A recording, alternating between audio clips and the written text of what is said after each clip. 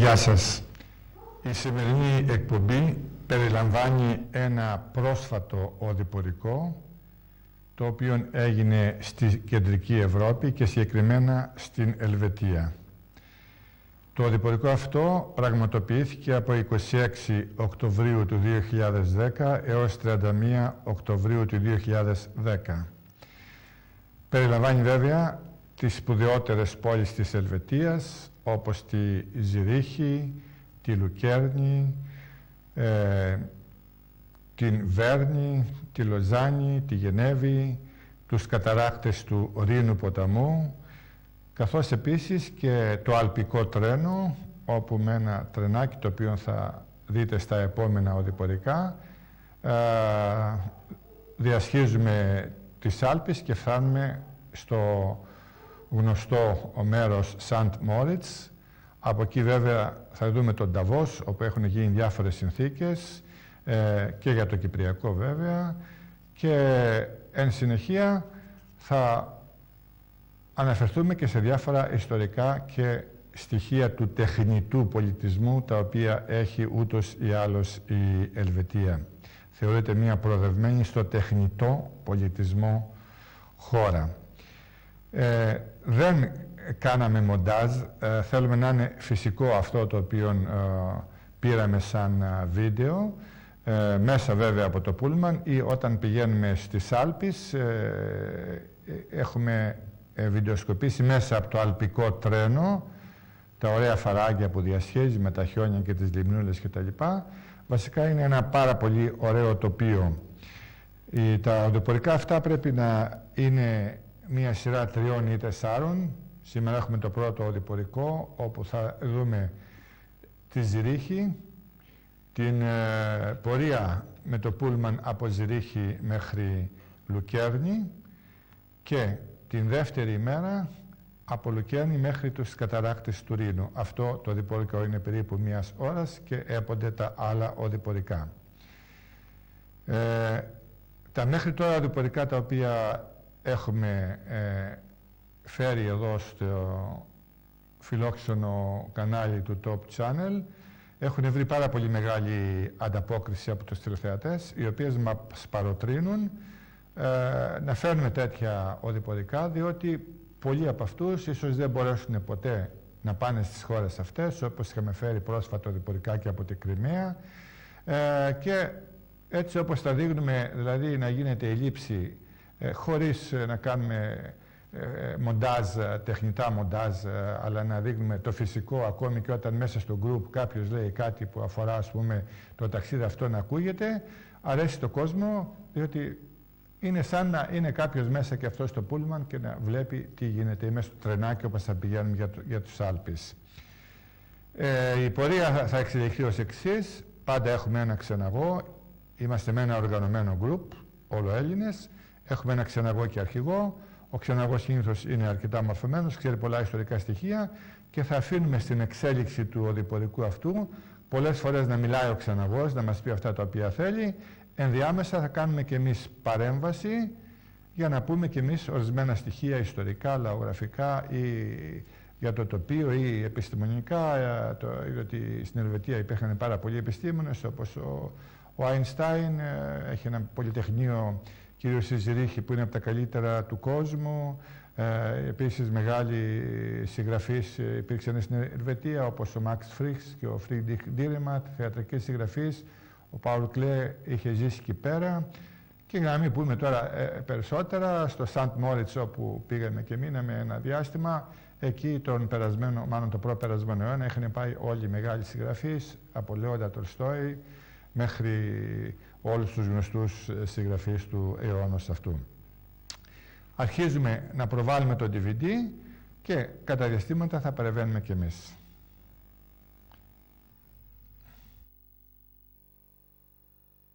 Λοζάνη, την άλλη μέρα Λοζάνη,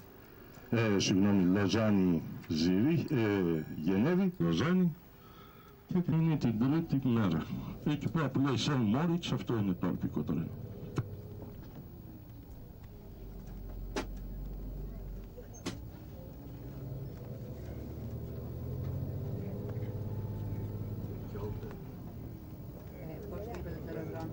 Ζηρίχης, από τη Ζηρίχη προς τη Λουκέρνη. Είναι περίπου 1 ώρα και κάτι, όπου εκεί στη Λουκέρνη μείναμε 3 διανυκτερεύσεις και την είχαμε σαν ορμητήριο για να πάμε στις υπόλοιπες πόλεις. Από ό,τι βλέπετε υπάρχει ένα ωραίο τοπίο, οι δρόμοι, η Autobahn δηλαδή, είναι σε πάρα πολλή κατάσταση, έχει πάρα πολλά τούνελ. Αυτή τη στιγμή, για να μην περνάνε τα φορτηγά μέσα από την Ελβετία και μολύνουν το περιβάλλον, οι Ελβετοί φτιάχνουν ένα υπόγειο τούνελ από τη μία άκρη της Ελβετίας στην άλλη, το οποίο θα παίρνει όλες τις νταλίκες επάνω σε ένα τρένο και θα τις μεταφέρει από τα σύνορα της Γερμανίας στα σύνορα της Γαλλίας, όλα υπόγεια κάτω από τα βουνά, για να προστατεύσουν το περιβάλλον τους.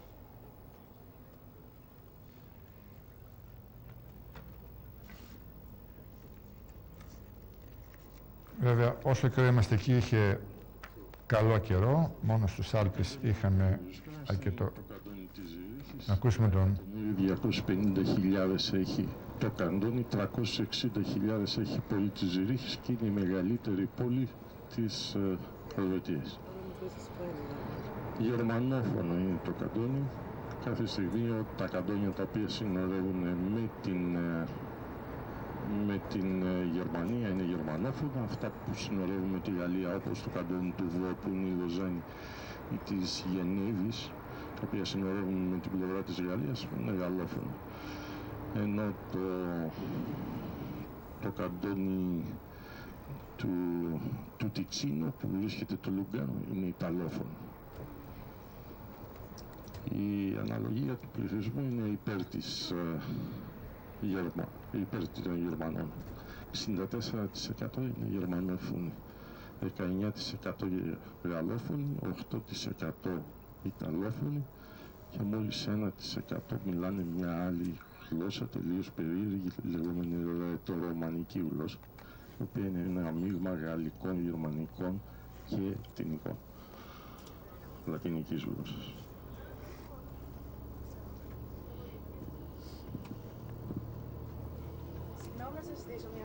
Ναι. Μπορείτε λίγο να δυναμώσετε τον ήχο για να ακούμε την ένταση του μικροφόνου? Ίσως είναι κλειστά από πάνω, το έχουν κλείσει. Δεν ακούμε είναι κάτι τίποτα. κουμπάκια πάνω. Ναι. Πατήσατε τα κουμπάκια, κάτι κουμπάκια που έχει. Τα κουμπάκια από πάνω που πατήσει μπορεί να είναι κλειστά τα μεγάφωνα. Είναι δυνατά η ένταση. Δεν μπορείς να κλειστώ σε εσάς, από πάνω.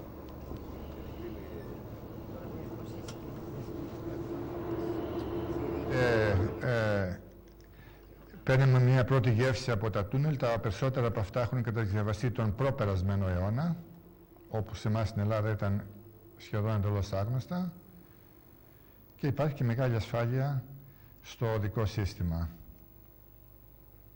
Να πούμε για τις τέχνες και τις επιστήμες της Ελβετίας ότι ο γνωστός Ζαν-Ζακ Ρουσό, ο Ελβετός διανοητής και φιλόσοφος, έζησε από το 1712 έως το 1778 και γεννήθηκε στη Γενέβη. Αλλά πέρασε το μεγαλύτερο χρονικό διάστημα στη Γαλλία, γι' αυτό και πολλοί τον θεωρούν ότι είναι Γάλλος. Για άλλους σημαντικούς συγγραφείς είπαμε ότι είναι ο γερμανικής καταγωγής Max Frisch, ένας γερμανόφωνος θεατρικός συγγραφέας του 20ου αιώνα, ο οποίος έζησε από το 1911 έως το 1991, και ο Φρίντριχ Ντίριμαντ που είπαμε από το 1912 έως το 1990. Αυτοί των συγγραφέων αυτών, πασίγνωστων, γερμανόφωνων, πολλά θεατρικά έργα παίζονται και στη σημερινή Γερμανία και στη Γερμανία των περασμένων δεκαετιών. Επίσης ο Έρμαν Έσε από το 1877 μέχρι το 1962, αλλά και ο μεγάλος ζωγράφος Πάουλ Κλέ είναι Ελβετός από το 1879 έως το 1940. Να δούμε τώρα τι λέει ο αρχηγός, ο ξεναγός. Σημαία της είναι άσπρος σταυρός σε κόκκινο φόντο.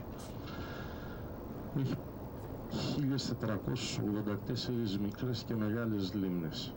Οι περισσότερες από τις μεγάλες λίμνες δεν ανήκουν εξ ολοκλήρου στην Ελβετία, αλλά μαζί και με άλλες χώρες, όπως παραδείγματος χάρη η λίμνη η Κωνσταντία, η οποία η Μπόντενζε, η οποία ανήκει στην Ελβετία, στην Αυστρία και στην Γερμανία, η Λίμνη Ματζόρι, η οποία τα 2/3 ανήκουν στην Ιταλία και το 1/3 μόνο στην Ελβετία. Αλλά έχει και μεγάλες λίμνες όπως τη λίμνη της Λουκέρνης ή των 4 Καντονίων, την οποία θα δούμε, η οποία είναι 114 τετραγωνικά χιλιόμετρα και ανήκει εξ ολοκλήρου στην Ελβετία. Η λίμνη Νεσατέλ επίσης ανήκει εξ ολοκλήρου στην Ελβετία και πάρα πολλές άλλες μικρές λίμνες. Πολλά ποτάμια έχουν σαν πηγή των υδάτων τους εδώ πέρα την Ελβετία, όπως είναι ο Ρήνος, ένα κομμάτι από το Δούναβι, ο Πάγος ποταμός, ο Αδίγης ποταμός, ο Ρόης ποταμός, ο Ροδανός, ο Ρόν ή ο Ροδανός ποταμός, έχουν σαν πηγή τους εδώ πέρα την Ελβετία. Και ποιος ο λόγος? Διότι έχει πάρα πολλούς παγετώνες.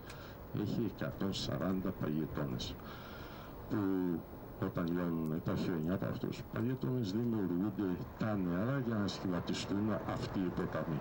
Ο μεγαλύτερος παγετώνας είναι ο παγετώνας του Άλετς, βρίσκεται κοντά στην Βέρνη και η έκτασή του είναι 115 τετραγωνικά χιλιόμετρα.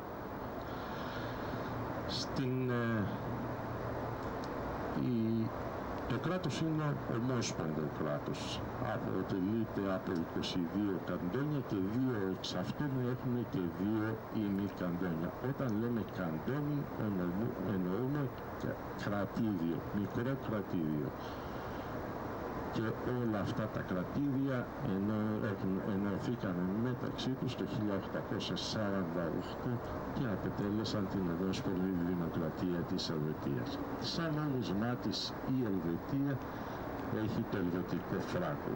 Αντιστοιχεί περίπου 1 ευρώ, 1,25 του ελβετικά φράγκα. Δηλαδή με 1 ευρώ παίρνεις 1,25 ελβετικά φράγκα. Λέω περίπου γιατί κάθε μέρα παίζεται το νόμισμα. Χρησιμοποιούν για τις συναλλαγές τους όμως και το ευρώ. Εγώ θα συμφωνούσα να αλλάξετε κάποια χρήματα. Υπάρχουν πολλές τράπεζες, ανταλλακτήρια, σε όποιο μέρος και να βρίσκεσαι, σε όποια περιοχή της Ελβετίας. Η Ελβετία επίσης συνορεύει με την Ιταλία, την Αυστρία, την Γερμανία, την Γαλλία και το μικρό το Λιχνεστάιν. Η πρώτη κάτοικοι εδώ πέρα της Ελβετίας υπολογίζεται από ότι ήταν από την Παλαιολιθική ακόμη, η εποχή δηλαδή περίπου το 50.000 π.Χ. Σαν οργανωμένη κοινωνία όμως παρουσιάστηκαν το 400 π.Χ. οι Κέλτες. Και οι Κέλτες είναι αυτοί οι οποίοι δίνουν και την πρώτη ονομασία της χώρας, μια φυλή των διαλεκτών, λεγόμενη Χελβέτια, και έτσι ονομάζεται η χώρα με την πρώτη ονομασία Ελβετία. Τον πρώτο αιώνα μετά Χριστόν έρχονται εδώ πέρα οι Ρωμαίοι γύρω από τις όχθες της λίμνης Νεσατέλ και μία φυλή των Ρωμαίων, η λεγόμενη δύο διοικήσεις, έχει βουλευτές, δηλαδή κλαίγει βουλευτές και γερουσιαστές. Και έναν πρόεδρο ο οποίος αλλάζει κάθε χρόνο. Είναι τιμή Σένεκεν ο πρόεδρος. Οι βουλευτές εκλέγονται με το σύστημα της απλής αναλογικής, 160 είναι στον αριθμό, ενώ οι γερουσιαστές εκλέγονται το με κάθε καντόνι εκλέγει 2 γερουσιαστές, το κάθε ημικαντόνι, δηλαδή τα 2 ημικαντόνια από 1 γερουσιαστή. Η χώρα μετά το 1848 άρχισε να φτιάχνει διάφορες σύλλογες έτσι ώστε να είναι εφικτή η επαφή της με τις γεροχώρες. Και αυτό το σύστημα συνεχίζεται μέχρι σήμερα. Έτσι λοιπόν όλοι οι δρόμοι της βρίσκονται σε μια ευθεία και δεν είναι ανάγκη κανένας να ανέβει βουνά ή να κατέβει βουνά ή να πάει από τη μια περιοχή στην άλλη.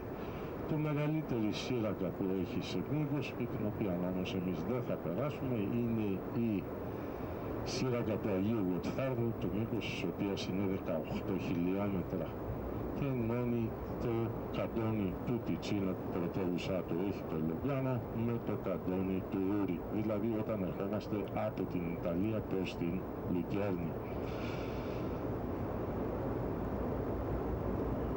Η χώρα είναι, όπως σας είπα, το 64% είναι γερμανόφωνοι, το 19% γαλλόφωνοι, το 8% ιταλόφωνοι και 1% είναι ρωμανική γλώσσα, και θρησκευτικά, ως προς τις θρησκευτικές πεποιθήσεις, είναι σχεδόν χωρισμένοι στη μέση. 48% είναι προτεστάντες και 43% είναι καθολικοί και ένα 8% 9 διάφορες άλλες θρησκευτικές πεποιθήσεις.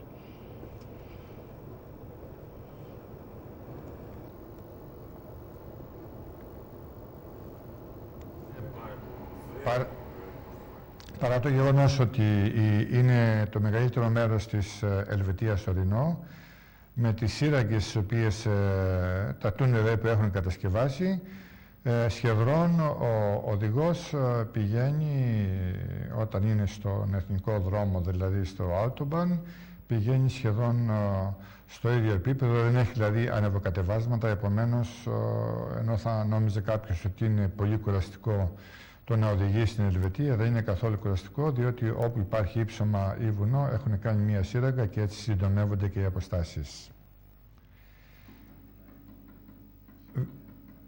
Να τονίσουμε ότι ο Άινστάιν, ο μεγάλος αυτός φυσικός, ο οποίος είχε πάρει και το βραβείο Νόμπελ και έχει ανακαλύψει τη θεωρία της σχετικότητας, ότι παρότι ήταν γερμανικής και γερμανοεβραϊκής καταγωγής, ο Άινστάιν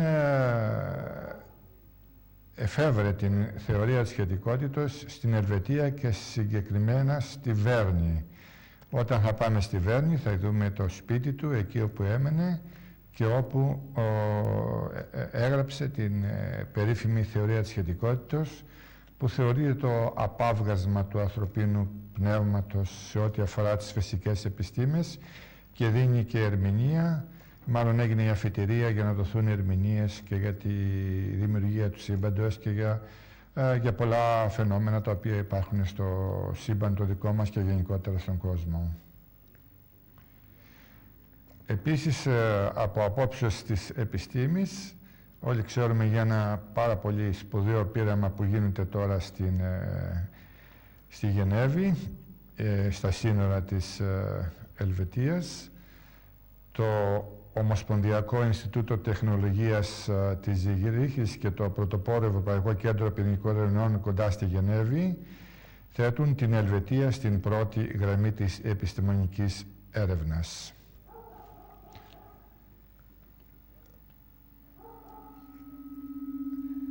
Η θέση της Ελβετίας στον κόσμο είναι μια ουδέτερη χώρα, διατήρησε την ουδετερότητά της πάντοτε.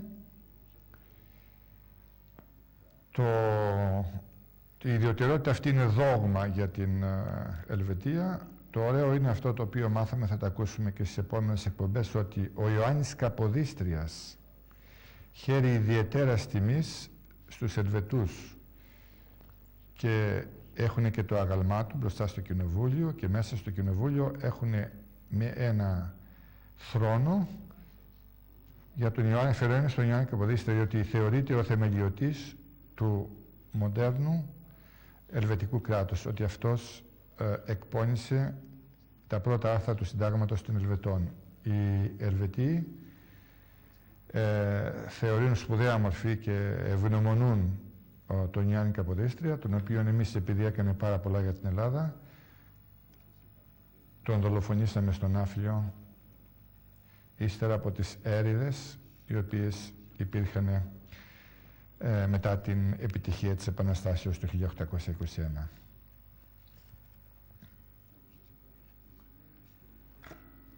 Ως προς τα περιβαλλοντολογικά ζητήματα, η Ελβετία είναι ιδιαίτερα σχολαστική όσον αφορά τη διατήρηση και την προστασία του φυσικού περιβάλλοντος. Εμείς ως Έλληνας το καταλάβαμε όψιμα. Εδώ το Top Channel έχει κάνει αρκετές εκπομπές και κάνει και εδώ ακόμη για να δημιουργήσουμε συνείδηση περιβαλλοντολογική στους τηλεθεατές μας. Εν μέρει έχει επιτευχθεί και στη Κόρινθο αυτό το γεγονός. Δύο παραδείγματα είναι οι εντυπωσιακά ανεπτυγμένες και άψογα συντονισμένες δημόσιες συγκοινωνίες και η ανακύκλωση των απορριμμάτων. Όταν πήγαμε στην Βέρνη, μας δείξαν ένα πιλωτικό πρόγραμμα όπου καταρχήν είδαμε πάρα πολλά εργοστάσια επεξεργασίας των σκουπιδιών στον δρόμο. Δεν είναι εδώ και τόσο τρομερό που δεν μπόρεσε ολόκληρη η Πελοπόννησος, η αυτοδιοίκηση της Πελοποννήσου τόσα χρόνια, αφού πήρε τόσα προγράμματα και τόσες επιδοτήσεις, να μην κάνει ένα εργοστάσιο για τα σκουπίδια και να γίνει τόσος δώρος. Συνέχεια έξω από τις πόλεις έχουν προγραμματίσει και είδαμε ένα σωρό τέτοια εργοστάσια που εξεργάζονται τα σκουπίδια. Μάλιστα, στη Βέρνη υπάρχει ένα πιλωτικό πρόγραμμα ότι στο κεντρικό σημείο της Βέρνης μπορείς να ρίξεις ό,τι σκουπίδι έχεις για ανακύκλωση. Αυτό πάει υπόγεια, το παίρνει εκεί ένας κοχλίας και το μεταφέρει κατευθείαν υπόγεια στο εργοστάσιο που είναι έξω από την πόλη. Οπότε δηλαδή ούτε μεταφορά δεν χρειάζεται. Εδώ εμείς λέμε να κάνουμε εργοστάσιο, να κάνει τα σκουπίδια δέματα, να φέρουμε ένα δαιματοποιητή, να το αποθέσουμε κάπου σε ένα σημείο και τσακώνονται εδώ οι αυτοδιοικήσεις και οι δήμαρχοι, οι πρώην δήμαρχοι δηλαδή, πού θα αφήσουμε τα δέματα με τα σκουπίδια και πώς θα τα επεξεργαστούμε τα σκουπίδια. Τίποτα, όλα αυτά είναι ανικανότητα των αυτοδιοικητικών μας, των δημάρχων, οι οποίοι τέλος πάντων διαχειριστήκαν και της περιφέρειας και της νομαρχίας, που διαχειριστήκαν τόσα χρόνια, τόσα κονδύλια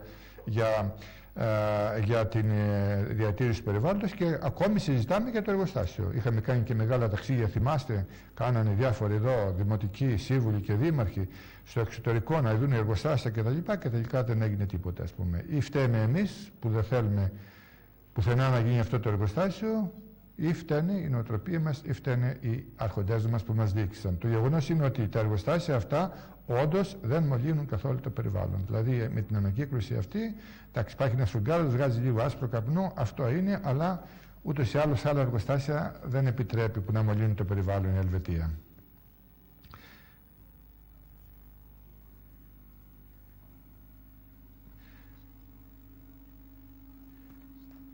Η Ελβετία ήταν η πρώτη χώρα που όρισε ως υποχρεωτικούς τους καταλύτες στα αυτοκίνητα, ενώ τα όρια για την εκπομπή τοξικών αερίων και άλλων ουσιών είναι από τα αυστηρότερα παγκοσμίως.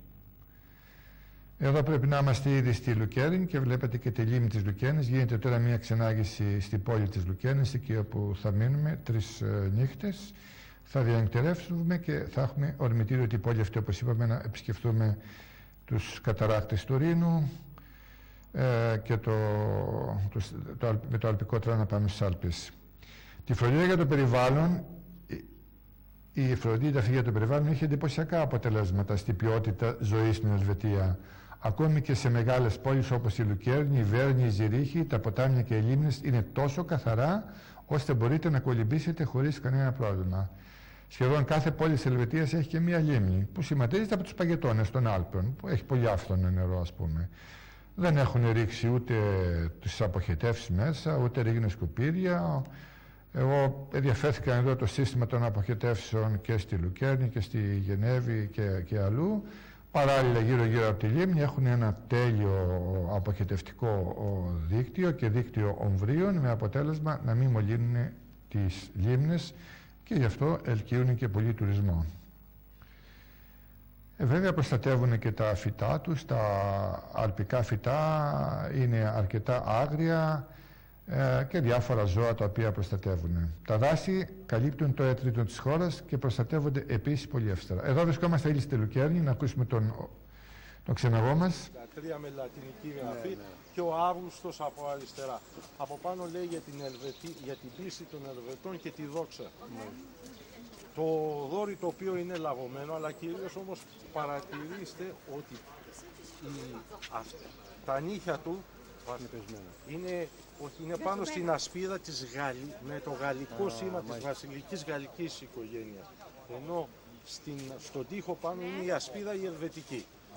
Αυτό θέλει να δείξει την καταγωγή των αγωνιστών ότι ήταν Ελβετοί και ότι υπερασπίστηκαν μέχρι τέλους τη βασιλική οικογένεια. Είναι λεξευμένο πάνω στο βράχο. Αυτά που τυπώνται και στα ελβετικά νομίσματα, έτσι. Ναι. Τώρα είναι να κάνουν αλλαγή τα νομίσματα, να διακόψουμε λίγο τον ξεναγώ, ότι το σημείο αυτό που πήγαμε λέγεται Löwen Denkmal. Το Denkmal στα γερμανικά σημαίνει το άγαλμα, το Löwen με όμικρον και umlaut είναι το λιοντάρι, δηλαδή το άγαλμα του λιονταριού. Φανταστείτε ότι δεν υπάρχει άλλο άγαλμα που μπορούν να σου δείξουν στη Λουκέρνη εκτός από αυτό το λιοντάρι. Το οποίο είναι ένα τέτοιο λιοντάρι παρόμοιο έχουμε και εμείς στον Άφλιο και δεν το δείχνουμε. Θέλω να σας πω ότι πόσο πλούτο εμείς αρχαιολογικό έχουμε εδώ στην Ελλάδα και δεν μπορούμε να το εκμεταλλευτούμε για τουριστικούς λόγους. Αυτό το τεράστιο άγαλμα που είδατε είναι στην παλιά πόλη. Υπάρχει εκεί στη Λουκέρνη ένα κομμάτι μεσαιωνικής πόλης, τα οποία έχουν ανακαινήσει ακριβώς όπως ήταν το Μεσαίωνα. Όταν μιλάμε για Μεσαίωνα μιλάμε για 400-500 χρόνια προηγουμένως. Και δεν ήταν επισκέψιμο το κομμάτι αυτό, όμως δεν ξέρω για ποιους λόγους, επειδή είναι μερικά έτη μόνο, που τα επισκευάζουν τώρα. Και δείχνουν αυτό το τιμοθάνητο λιοντάρι, το οποίο είναι χτυπημένο από λόχη, είναι το μνημείο των Ελβετών, φρουρών του Λουδοβίκου του 16ου της Γαλλίας. Και λένε και την ιστορία του. Εμάς δεν μας ενδιαφέρει, όλοι είπαμε τότε καλά. Αυτό έχουν μόνο να μας δείξουν. Βέβαια έχουν να δείξουν αυτό το τεχνητό πολιτισμό που είπαμε εμείς, την καθαριότητα, την τεχνητή εξέλιξη, τον σεβασμό προς το περιβάλλον κτλ.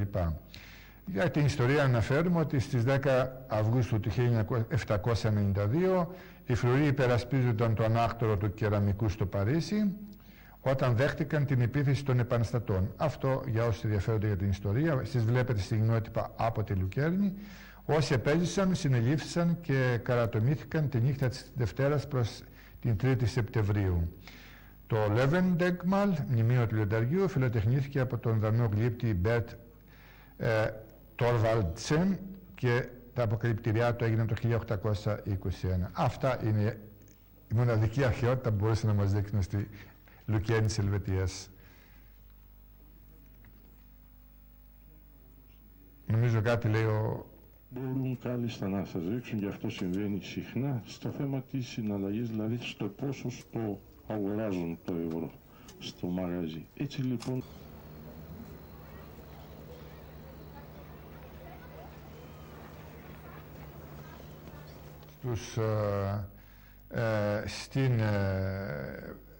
πάλι στη Λουκέρνη και δείχνουμε ορισμένα στιγμιότυπα τον ελεύθερο χρόνο που είχαμε για ατομική περιήγηση από τη λίμνη. Είναι και κάποια ξύλινη γέφυρα, την οποία θεωρούν πολύ σπουδαία, η οποία χωρίζει τη λίμνη σε διαφορετικά τμήματα. Αυτό το θεωρούν ένα αξιοθέατο της Λουκέρνης. Βλέπετε πως είναι τα κτίρια, χαρακτηριστικά μέσοευρωπαϊκά κτίρια, και πως είναι οι εκκλησίες τους και τα διάφορα δημόσια κτίρια. Υπάρχουν βέβαια πάρα πολλά πολιτιστικά κέντρα, το Μουσείο Πικασό, ο μεγάλος αυτός ζωγράφος, η Wine Market, δηλαδή η αγορά του κρασού, το Δημαρχείο είναι ένα σπουδαίο κτίριο, η Καπέλεπλατς, πλάτς είναι η πλατεία, Καπέλα είναι η εκκλησία της η Hofkirche, διάφορες εκκλησίες που μας δίνουν εκεί πέρα. Επίσης το Μουσείο του Ρίχταρτ Βάγνερ.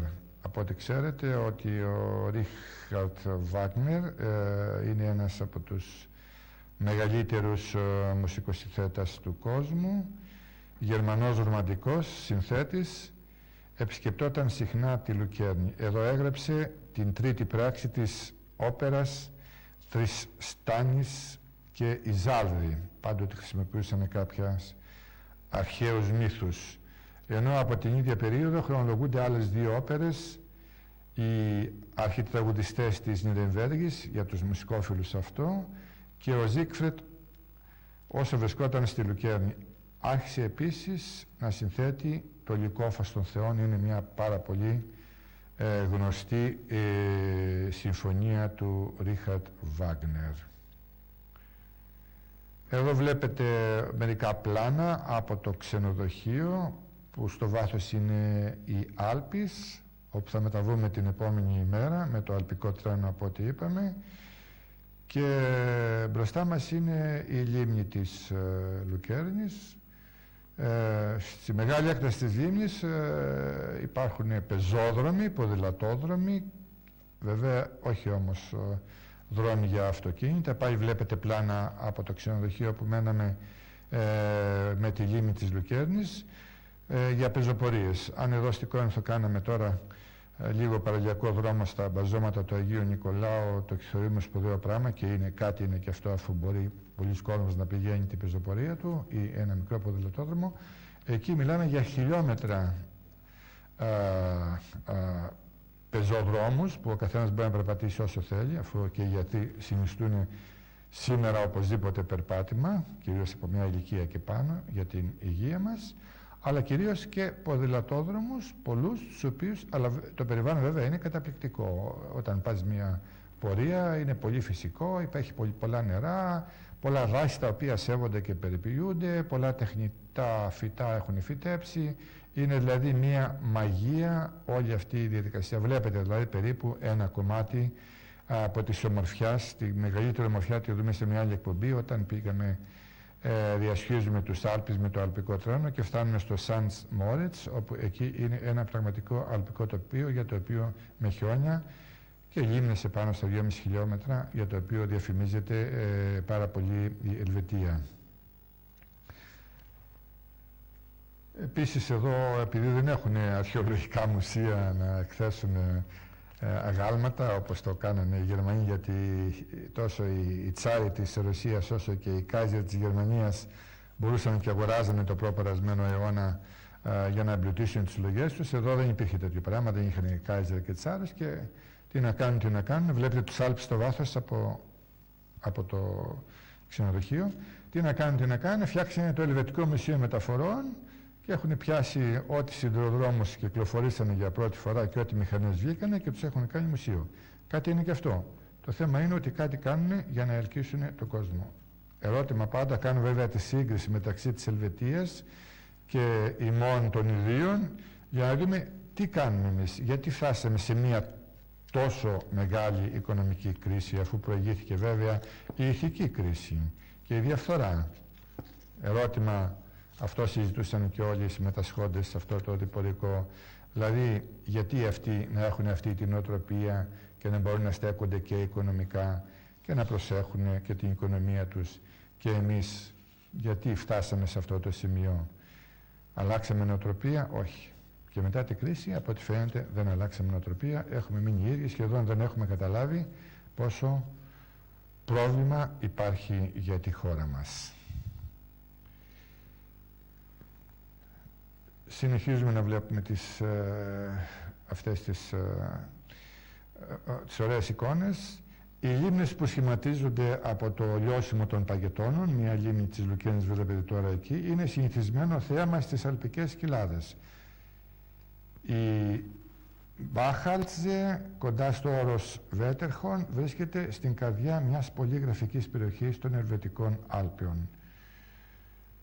Το ορεινό τοπίο βέβαια αποτελείται από βαθιές κοιλάδες, πεζούλες, ορεινά περάσματα και λαγκάδια συναποτελούν το αλπικό τοπίο. Ήταν καταπληκτική η θέα όταν πηγαίναμε με το αεροπλάνο, φύγαμε 6 ώρα από το Λευτέρος Βενιζέλος και όταν περάσαμε πάνω από τις Άλπεις, ότι εντάξει είχε φωτίσει, βλέπαμε καθαρά, αλλά για πρώτη φορά δεν υπήρχαν σύννεφα και μπορέσαμε να δούμε και τους παγετώνες, δεδομένου ότι το αεροπλάνο κατέβηκε αρκετά για να προσγειωθεί, οπότε 2 χιλιόμετρα πάνω από τους Άλπεις βλέπαμε καθαρά αυτούς τους περίφημους αλπικούς παγετώνες και εξού και το Άλπις αιώνια χιονισμένα βουνά που κάποτε χρησιμοποιούσαν εδώ στην Ελλάδα ακόμη και η διαφήμιση. Νότια των Άλπαιων βρίσκεται το καντόνι του Τιτσιτσίνο, όπου το κλίμα είναι μεσογειακό. Βασικά στην Ελβετία στα σύνορα με τη Γαλλία πρέπει να ξέρεις γαλλικά, στα σύνορα με τη Γερμανία και την Αυστρία πρέπει να ξέρεις γερμανικά, στα σύνορα με την Ιταλία πρέπει να ξέρεις ιταλικά για να μπορέσεις να συνονοηθείς. Και έχουν το ιδίωμα οι γερμανόφιλοι Ελβετία να αποφεύγουν να μιλάνε γερμανικά, όπως στην γαλλόφωνοι Ελβετία να αποφεύγουν να μιλάνε τα γερμανικά. Υπάρχουν αυτοί οι ιδιωματισμοί οι οποίοι υπάρχουν. Τώρα για το σχηματισμό των Άλπαιων, οι θεωρίες λένε ότι πριν από 70 εκατομμύρια χρόνια η μικροπλάκα της Αδριατικής άρχισε να κινείται προς το βορρά και συγκρούστηκε με τη σταθερή ευρωπαϊκή πλάκα. Ξέρετε τη θεωρία των τεκτονικών πλακών, οι οποίοι κινούνται ακόμη σήμερα και προκαλούν και τις σεισμούς στην Ελλάδα. Των κυρίως τεκτονικών πλακών, αφρικανική και ευρωπαϊκή και ασιατική, αλλά έχουμε και μικρότερες πλάκες, όπως εδώ στο Κορινθιακό έχουμε το ρήγμα μικρότερων πλακών κατά μήκος του Κορινθιακού, το οποίο δημιουργεί τους σεισμούς εδώ στην περιοχή μας και στη Αίγυο και στη Πάτρα και γενικότερα στο Πατραϊκό κόλπο.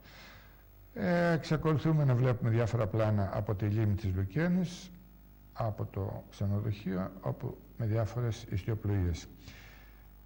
Για να μπούμε λίγο στη θεωρία της δημιουργίας των Άλπαιων πριν από 70 χρόνια, ενώ ο ωκεάνιος Πυθένας που βρισκόταν ανάμεσά τους ολίσθησε προς τα κάτω, η Αδριατική μικροπλάκα ανυψώθηκε κατακόρυφα δημιουργώντας τις Άλπεις. Δηλαδή μια πλάκα τεκτονική, τεράστια πλάκες σε μέγεθος, μπαίνει κάτω από την άλλη, την σπρώχνει, αυτή είναι η κίνηση των πλακών, η άιναη κίνηση, και η πλάκα η οποία έτυχε να βρίσκεται από πάνω υπεριψώνεται με αποτέλεσμα να βγαίνει από την επιφάνεια και να δημιουργεί τα διάφορα βουνά. Έτσι λέει η θεωρία είναι αυτή, είναι αποδεκτή όμως σήμερα από την επιστημονική κοινότητα, έτσι δημιουργήθηκαν και οι Άλπεις. Τώρα φεύγουμε από τη Λουκέρνη και πηγαίνουμε προς τα βόρεια στους καταράχτες του Ρήνου. Δεν ξέρω αν λέει κάτι ο Ξεναγός. Θα φύγουμε για να πάμε στη Ζήριχη και εκεί πέρα, αφού δούμε τα μνημεία της Ζήριχης, θα έχετε μετά και χρόνο ελεύθερο για να κάνετε τη βόλτα, να δείτε την πόλη και μετά θα επιστρέψουμε πίσω στη Λουκέρνη. Οι αποστάσεις δεν είναι μεγάλες, λιγότερα από 2 ώρες θα κάνουμε για να πάμε στους καταράχτες. Μετά 1 ώρα περίπου είναι η Ζήριχη και 1 ώρα η Ζήριχη από τη Λουκέρνη.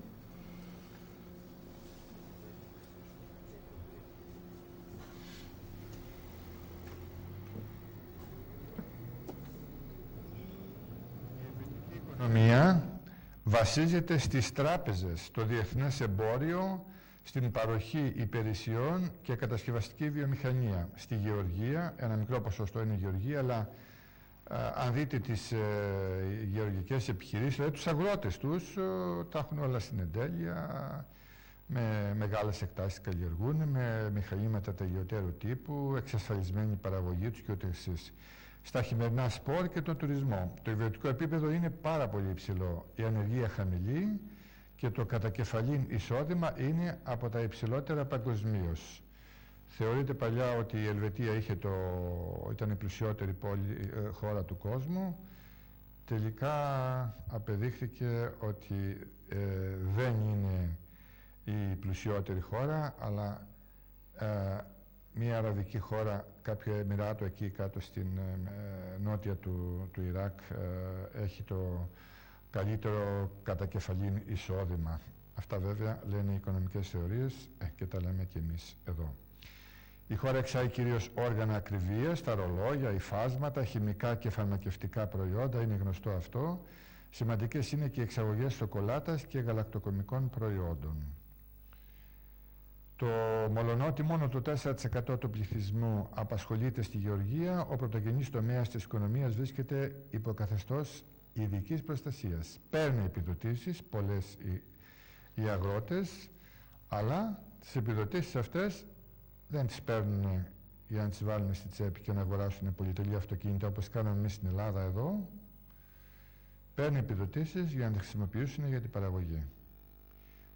Φέρνω αυτές τις συγκρίσεις μεταξύ Ελλάδος και Ελβετίας για να δούμε ότι δεν φτάσαμε τυχαία σε αυτή την οικονομική κατάρρευση σε εισαγωγικά ή μη εισαγωγικά, αλλά έχουμε και εμείς συμμετοχή λόγω της νοοτροπίας μας.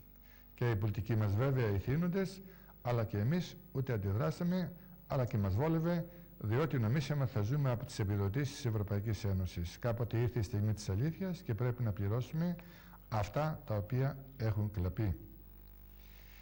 Οι επιδοτήσεις που δίνονται είναι οι υψηλότερες σε όλο τον κόσμο για τους αγρότες. Αυτό δεν ωφελεί μόνο τους αγρότες, αλλά συμβάλλοντας στη διατήρηση του φυσικού περιβάλλοντος. Στηρίζει και το σημαντικότατα τουριστική βιομηχανία της χώρας. Να ακούσουμε λίγο το Ξεναγού αν λέει κάτι.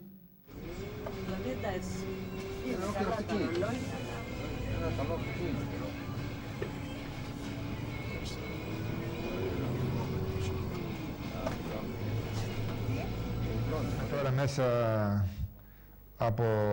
από τη Ζηρίχη πάλι για να πάρουμε τον εθνικό δρόμο για να πάμε για τους καταράκτες του Ρήνου, που είναι ένα πολύ καταπληκτικά ωραίο θέμα, θα το δείτε αυτό, και μετά έχουμε ακόμη νομίζω ένα τέταρτο να κλείσει η εκπομπή. Λοιπόν, κάνω αυτές τις συγκρίσεις μεταξύ μιας επαναλαμβάνω τεχνητά προοδευμένης χώρας από τεχνικής απόψεως. Δεν μιλάω πάντα για ανθρώπινο πολιτισμό, διότι ο ανθρώπινος πολιτισμός είναι κάτι άλλο και η τσιβιλιζατσιόν, δηλαδή η τεχνική εξέλιξη είναι κάτι άλλο, ότι τα 3/4 των αγροτών ασχολούνται με την κτηνοτροφία και οι υπόλοιποι με τη γεωργία και την παραγωγή γαλακτοκομικών προϊόντων. Δεν τρέπονται οι Ελβετοί να έχουν αγελάδες στην αυλή του σπιτιού τους, αλλά τις καλλιεργούν με πολύ επιστημονικό τρόπο. Από τα τυριά που παράγει η χώρα, γραβιέρα, έμενταλ και άλλα, το 50% περίπου εξάγεται. Να, η εξαγωγή. Να ακούσουμε το Ξεναγό. Ζωολογία της περιοχής του καντονίου της Λουκέρνης, εδώ δεξιά. Και πάνω δεξιά, βλέπετε πάλι τους 9 πύργους που σας δείχνουν την παλιά περιτύχη της πόλης. Όπως σας είπα, ανακατοίκητη, μη επισκέψη.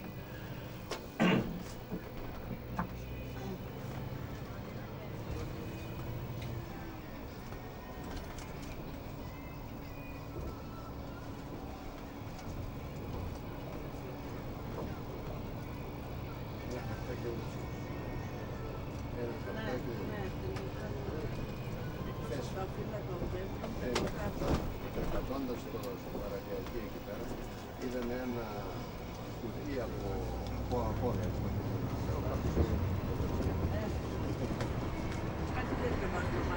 Και τις δραστηριότητες των Ελβετών. Όπως ξέρετε, μια ολοκληρωμένη προσωπικότητα, όταν έχει χρόνο, ασχολείται και με σπορ. Αυτό έχει γίνει συνήθεια στους Μεσοευρωπαίους πολίτες και στη Βόρεια Ευρώπη. Εντάξει, και εδώ στην Ελλάδα. Οι Ελβετοί αγαπούν τα σπορ, δηλαδή εκμεταλλεύονται τον ελεύθερο χρόνο τους, όχι να πάνε να πέσουν τάβλοι στο καφενείο ή δηλωτή ή να πάνε και να καπνίζουν. Αγαπούν τα σπορ και εκμεταλλεύονται όσο μπορούν το αλπικό τοπίο. Το cross country, σκι και οι καταβάσεις είναι δημοφιλή χειμερινά σπορ. Το καγιάκ, το ράφτινγκ, η ορειβασία και άλλα θερινά αθλήματα έχουν επίσης πολλούς οπαδούς. Ορισμένες αγροτικές περιοχές διαθέτουν δικά τους ιδιόμορφα σπορ, όπως το σβίνκεν, είδος πάλης, το χόρνουσεν, παιχνίδι με μπάλα που παίζεται με μακριά καμπυλωτά μπαστούνια. Είναι ευρωπαϊκά αθλήματα αυτά, να περνάνε την ώρα τους, ή τους αγώνες βοηδών που οργανώνονται στο καντόνι του Βαλέ. Το τραγούδι με λαρικισμούς και το παίξιμο αλπικού κόρνου αποτελούν αναπόσπαστο μέρος της ζωής τους στις αλπικές περιοχές. Ωστόσο, πολλοί νέοι των πόλεων, ανεξαρτήτως περιοχής, αδιαφορούν πλήρως για αυτές τις παραδοσιακές δραστηριότητες, όπως και για το Waffenlauf, αγώνα δρόμου, στον οποίο οι αντίπαλοι φορούν στολές και μεταφέρουν σακίδια και όπλα στην πλάτη τους. Άρα δηλαδή ενδιαφέρονται οι νέοι για τη μοντέρνα μουσική, τους μοντέρνους χορούς και ούτω καθεξής, όπως υπάρχει αυτό το κύμα σε όλο τον σημερινό πλανήτη, σε όλους τους γνωστούς δρόμους.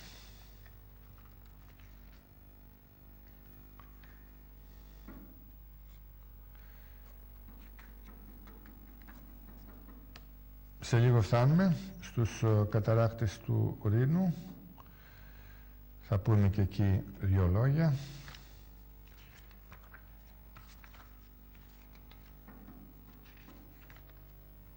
Εκείνο επειδή εκεί θα δούμε και πάρα πολύ πράσινο και πάρα πολύ νερό, να πούμε δύο λόγια και για τους αλπικούς χήμαρους που διασχίζουν τα πυκνά πευκοδάση. Πολλοί χήμαροι σχηματίζουν και πολλά ποτάμια, πέφτουν στο Ρήνο ποταμό και σχηματίζουν το Ρήνο, ο οποίος διαπερνά και την Γερμανία από ό,τι ξέρουμε.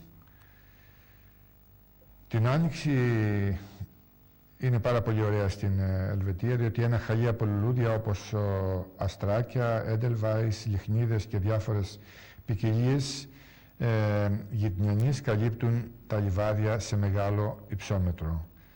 Το έντελβάις, το αλπικό ρόδο, η γεντιανή είναι από τα πιο σπουδαιότερα λουλούδια που συναντάμε στη φύση. Βέβαια εδώ εμείς έχουμε νησιά που έχουμε πολύ περισσότερα λουλούδια από αυτούς, απλώς τα έχουμε και αυτά αναξιοποιητά.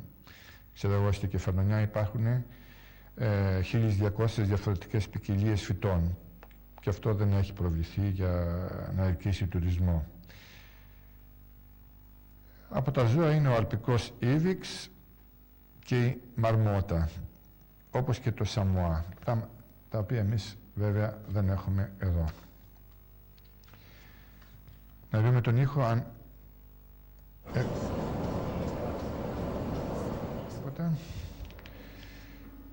Για το αλπικό τοπίο, το τοπίο των Άλπαιων απόρρια της κίνησης των πάγων σχηματίστηκε σε διαδοχικές εποχές παγετώνων από το 600.000 έως το 10.000 χρόνια πριν από την εποχή μας. Αυτά λένε οι θεωρίες, αυτά έχουν γίνει αποδεκτά από την επιστημονική κοινότητα που ασχολείται με το παρελθόν και με τη δημιουργία των τοπίων και των βουνών και των παγετώνων. Αυτά μεταφέρουμε κι εμείς.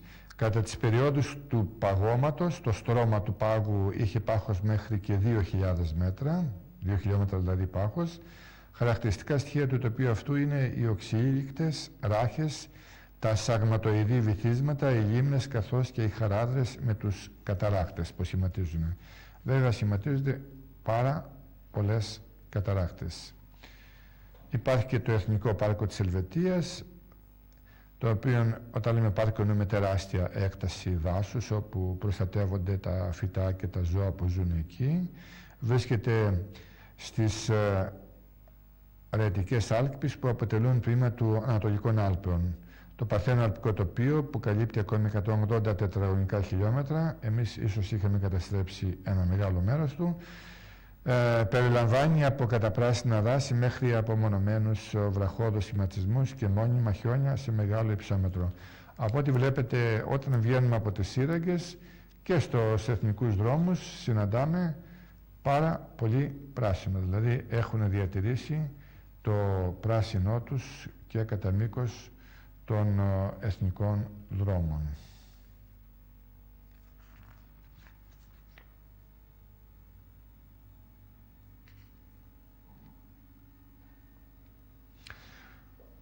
Περνάμε μια σύραγγα τώρα, από τις πολλές. Αλλιώς θα ανεβοκατεβαίναμε τα βουνά και τους λόφους. Έτσι έχουν δημιουργήσει ο δρόμος να είναι άνετος για τους οδηγούς. Για τις σύραγγες, η κατασκευή των φημισμένων σιδηροδρόμων, σειράγγων και γεφυρών της Ελβετίας ξεκίνησε στα μέσα του 19ου αιώνα, 1800 τόσο δηλαδή. Τότε γίνανε βέβαια 1800, τέλος του 19ου αιώνα γίνανε και σιδηρόδρομοι στην Ελλάδα και όσοι σιδηρόδρομους κάνανε οι Γερμανοί που περνούσε μέσα από την Τουρκία και έφτανε μέχρι τη Βαγδάτη.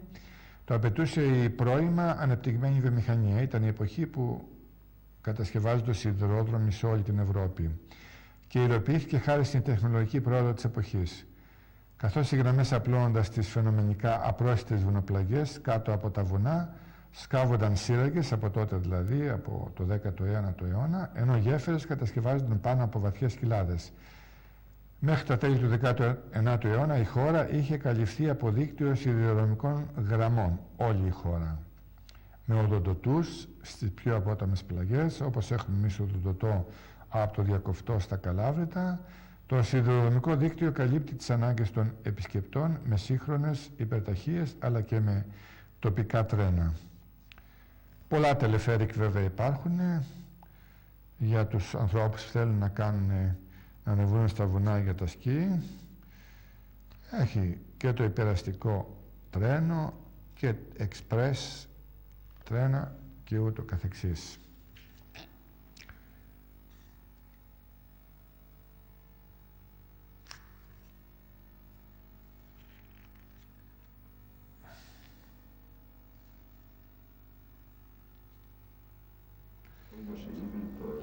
Το 2006 και το δεύτερο είναι του Σάνκοντα, το οποίο το μήκος θα είναι 57 χιλιόμετρα και θα είναι το μεγαλύτερο τούνελ που υπάρχει στον κόσμο. Η κατασκευή του ξεκίνησε πριν ένα μήνα με ένα μετροπόδικα το οποίο τον ονόμασαν Σίση και είναι αυτός ο οποίος θα ανοίξει το καινούριο τούνελ. Σίση το ονόμασα από το όνομα της Ελισάβετ, της γυναίκας του Φραγκίσκου Ιωσήφ του Δευτέρου, η οποία δολοφονήθηκε στην παραλία της Γενέβης από τον αναρχικό τον Λουίτζι Λουτσιάνι. Σκουπιδιά, για τα σκουπιδιά. Έχει ένα πολύ ωραίο σύστημα η Ζερή και θα σας το δείξω όταν βρισκόμαστε μέσα στη Ζερή. Το πώς γίνεται η μεταφορά των σκουπιδιών εδώ πέρα σε αυτό το εργοστάσιο, γίνεται η καύση, έχει 4 μάλλον, δεν είναι μόνο αυτά, αλλά 3 έχει. Σε κάθε πλευρά του ορίζοντα έχει κάποιο ένα εργοστάσιο, Ανατολή, Δύση, Βορρά. Και χρησιμοποιεί τηλεθέρμανση, δηλαδή από την καύση των σκουπιδιών χρησιμοποιεί την ενέργεια την οποία παράγει για την θέρμανση του νερού και θέρμανση για το σπίτι. Και γενικά, σε όπου έχετε πάει από τη δυτική πλευρά της Ευρώπης, θα ακούσετε ότι τα εδάφη καλύπτονται από τις Άλπεις. Ξεκινάνε από τη Σκανδιναβία, κατά μήκος εννοώ, και διασχίζουν και ονομάζω τις Σκανδιναβικές Άλπεις, προχωράνε μετά από την Γαλλία, κεντρικές Άλπεις και φτάνουν μέχρι κάτω την Ισπανία που λέγονται Ιβηρικές Άλπεις. Ενώ το πλάτος ξεκινάει δυτικά έξω από το Παρίσι και τελειώνει στην λεκάνη της Βιέννης, δηλαδή στην πόλη της Βιέννης. Από τη μια πλευρά είναι οι Άλπες, από την άλλη πλευρά της Βιέννης βρίσκονται τα Καρπάθια. Έτσι το πλάτος είναι μεταξύ Παρίσι και Βιέννης, το δε μήκος από τη Σκανδιναβία μέχρι κάτω στη Μεσόγειο, στην Ισπανία.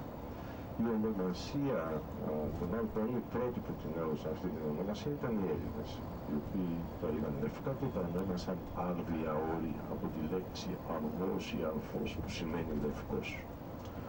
Οι Λατίνοι μετά το ξελατίνησαν και το ονόμασαν Άλμπα που σημαίνει πάλι λέξη λευκός, Αλμπαλέγια λέγανε πάνω σχάρι, δηλαδή λευκή έδα, και μετά το Άλμπα έγινε Άλψ και ονομάστηκαν Άλπεις. Από την ίδια ρίζα ακριβώς προέρχεται ο Άλβης ποταμός που είναι ο Έλβας, η Γυραιά Αλβίων, η οποία είναι η Αγγλία, και η χώρα η Αλβανία, η οποία θέλαμε να τη μεταφράσουμε στα ελληνικά, την λέγαμε Λευκίνη.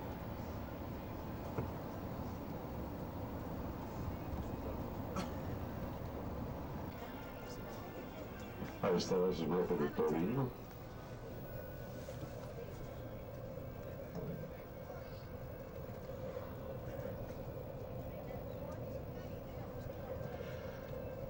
Εξωτερικά είναι το Σαφχάουζεν. Νόιτορφ λέγεται η περιοχή, η οποία βρίσκονται οι καταράχτες. Το Σαφχάουζεν απέχει μόλις 160 χιλιόμετρα από τη Στουτγκάρδη. Βρισκόμαστε δηλαδή στα σύνορα Γερμανίας-Ελβετίας. Ο Ρήνος ποταμός, όπως μας πληροφορεί ο νόνος Διονύσιος, ένας ιστορικός, είναι ένα λεπτό.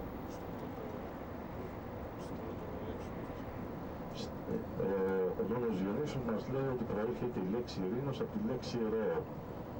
Υπήρχε στην περιοχή από το ποταμός Ρέο, το Ρήνος, μάλλον το Ρήνος, η λέξη Ρήνος Ραν, δηλαδή ήρθε από τους Κέλτες.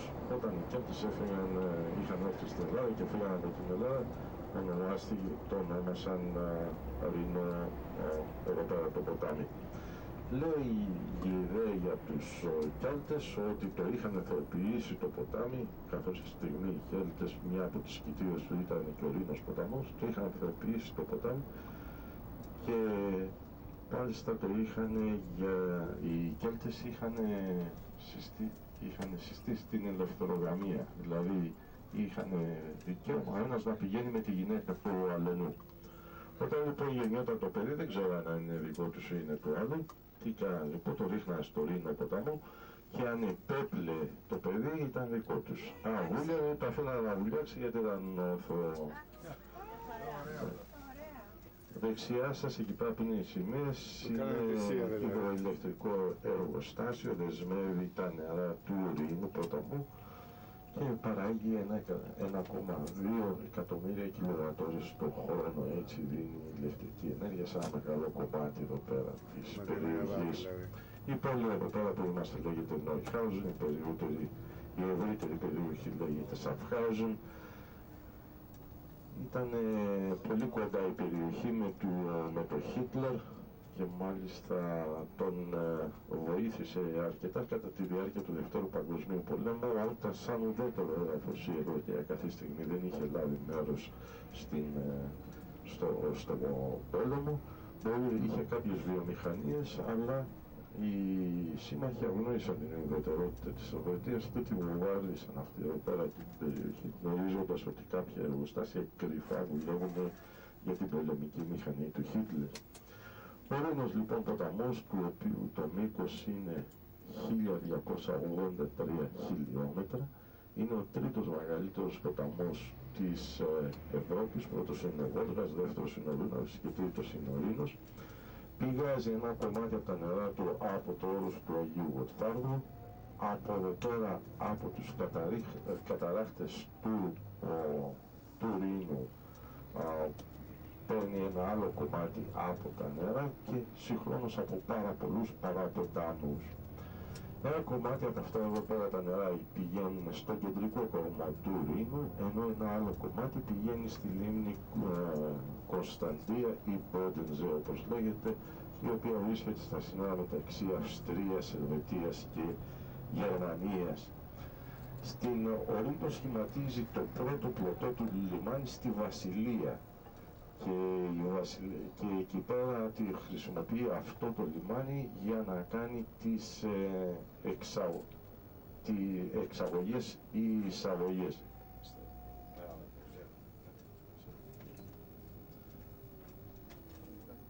Για να κάνει εισαγωγές ή εξαγωγές με τις φορτηγίδες από το λιμάνι του Ρότερνταμ ή του Άμστερνταμ ή της Ανβέρσας. Το 1 τρίτο του εισαγωγικού και εξαγωγικού προϊόντος πηγαίνει μέσω των φορτηγίδων από την Βασιλεία μέσω το ποταμό.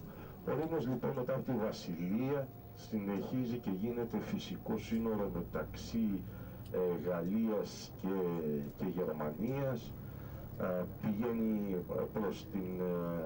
προς το Βισμπάντεν, από το Βισμπάντεν μετά από το Όμπαρτ ανεβαίνει στο Κόμπλετς Βόνι, περνάει από την Κολονία και φτάνει μέχρι το Άχεν. Στο Άχεν εκεί πέρα σχηματίζει το Δέλτα του Ρήνου, ένα ποτάμι, ο Σκέρντο ποταμός που πάει στην Ανβέρσα, ο Μάς που πηγαίνει στο Ρότερνταμ και ο Άμστερνταμ ποταμός που γίνεται στο Άμστερνταμ.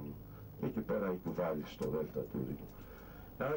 Υπάρχουν κουραζίες που κάποιος μπορεί να μπει από το Άμστερνταμ, να διασχίσει όλο αυτό το κομμάτι και να φτάσει μέχρι με το Ρήνο μέχρι το... όχι μέχρι το Μανχάιμ, από εκεί πέρα μπορεί να περάσει στο Μάιν ποταμό και μετά από το Μάιν να περάσει στο Δούναβι ποταμό, στο ύψος περίπου του Νασάου. Και μετά από το Δούναβι να συνεχίσει κάτω προς Βιέννη, Πρατισλάβα, Βουδαπέστη, Βουκουρέστη και να βγει στη Μαύρη Θάλασσα στο Ισμαήλ της Βεσσαραβίας.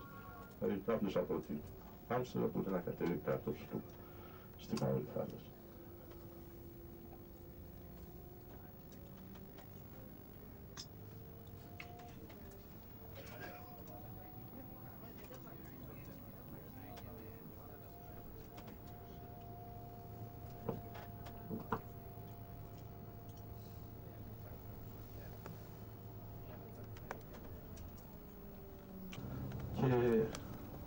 όρους των πάγων αυτών, λόγω του λιωμένου κοινού, άρχισε να διαβρώνει εδώ πέρα τους παγετώνες, τα οράκια, και τρέφει από ύψος 23 μέτρων με 600 κυβικά μέτρα νερό το αναλεπτό το καλοκαίρι και 250 κυβικά μέτρα νερό αναλεπτό το χειμώνα.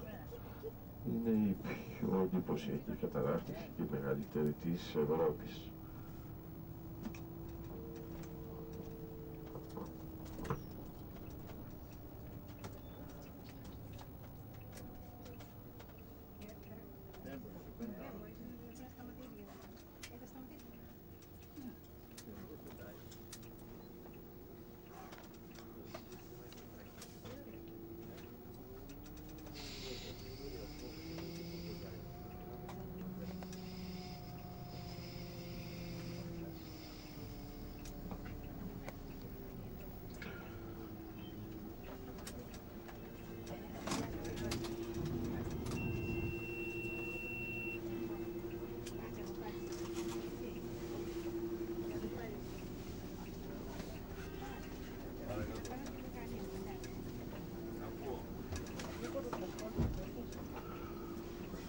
Λοιπόν, εδώ πέρα θα... Καλά, στην κυρία.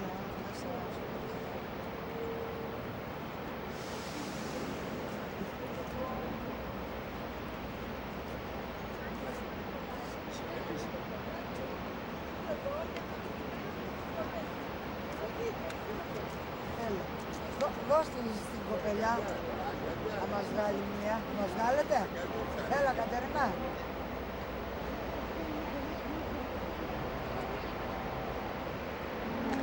Στους περίφημους καταράκτες του ποταμού Ρήνου,